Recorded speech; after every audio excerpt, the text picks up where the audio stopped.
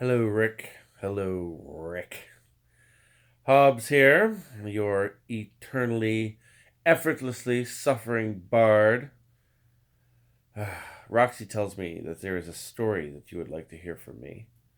And so, as a bit of the parting glass, I'm going to share the story that she has requested.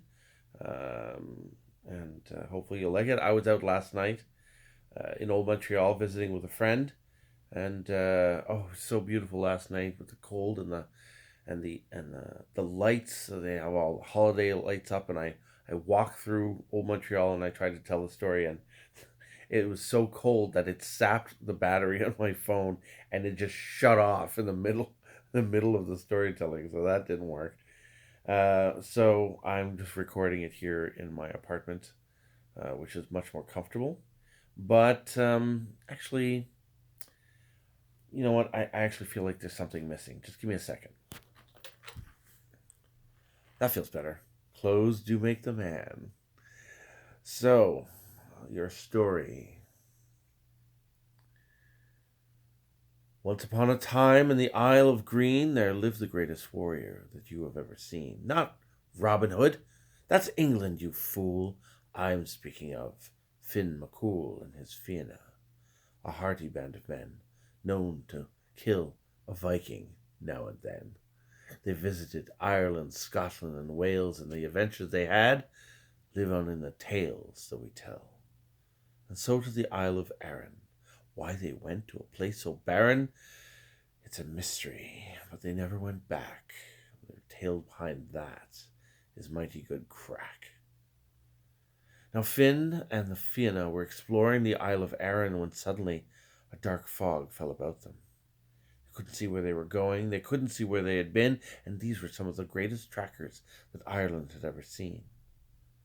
But through the fog, they could see a light. They made their way towards it, and there they found a little thatched cottage nestled right into the side of the mountain, with a candle burning in the window. Well, Finn McCool himself went over to that door, the door of that house, and he knocked on it. And the door was opened to him, and there was an old man. And Finn McCool said, "Old man, I am the great Finn McCool, and these are my Fianna. Why don't you show us some of that famous Irish hospitality and let us in so we can warm ourselves by your turf fire?" And the old man looked at them. He was not impressed. So Finn McCool continued. He said, "Old man, I am the world famous Finn McCool, and these are my Fianna. Imagine some day that you might tell your grandchildren about the day when Finn McCool came to visit you." And at that, the old man did smile. But the smile was without warmth, and the smile was without humanity. And when the Fianna saw that smile, they felt a chill in their bones that had nothing to do with the fog.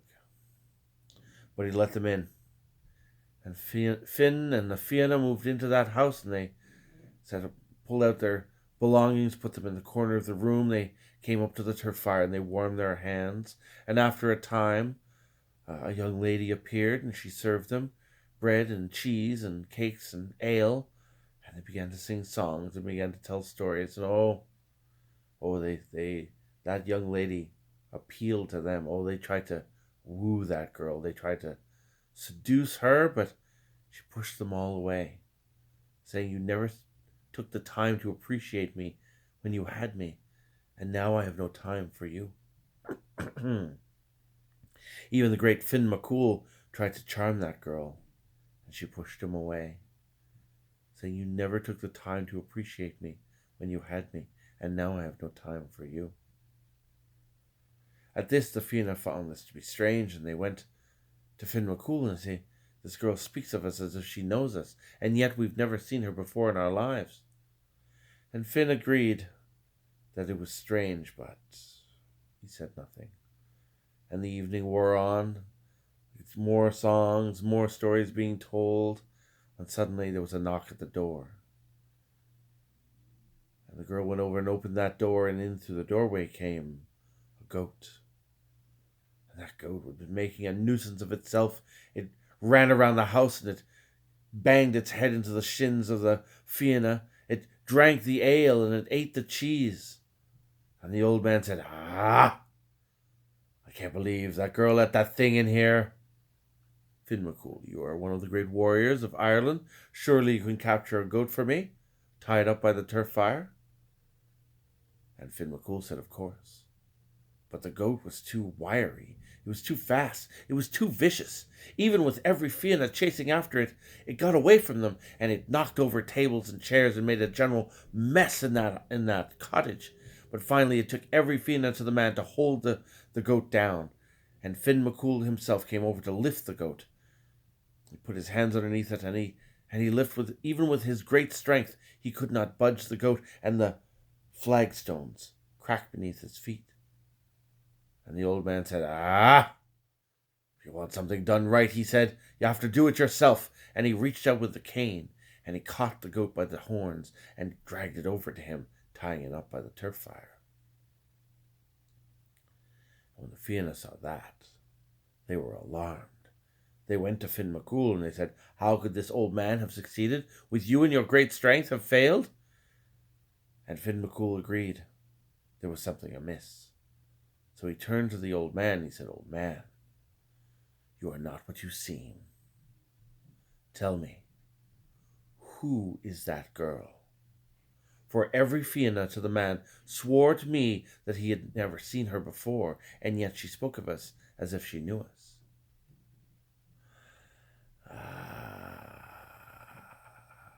"Finn McCool," said the old man, "that girl is youth. And she spoke truly when she said that none of you took the time to appreciate her when you had her, and now she has no time for you, for no man can claim his lost youth." At this, Finn McCool stood up, and he faced the old man, and he said, "Old man, tell me, what is that goat?"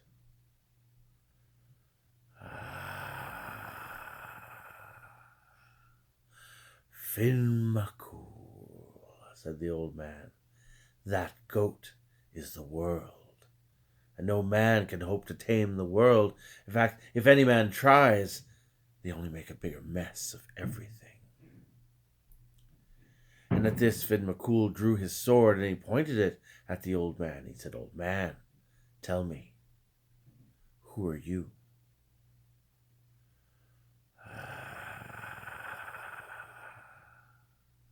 "Finn McCool, I am death, for only death can master the world. And as great as you are, and as great as you will be, one day you and I will meet, and you will not best me."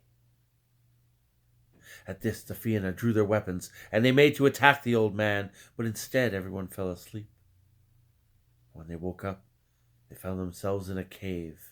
The house was gone, the girl was gone, the old man was gone, and so was the goat. And every Fianna to the man, they gathered up their belongings, they got off the Isle of Arran, and they never returned. And that is the story of Finn McCool and the old man. I hope you enjoyed that, Rick. I really enjoyed telling you stories over the years, always around a fire, always on a magical night after a long, ridiculous day. I love you, brother. You and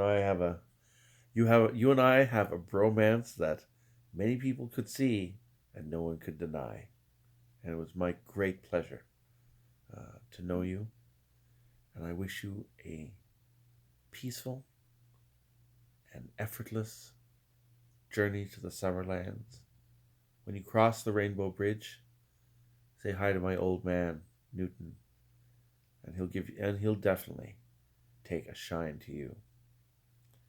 And we will meet again, my friend.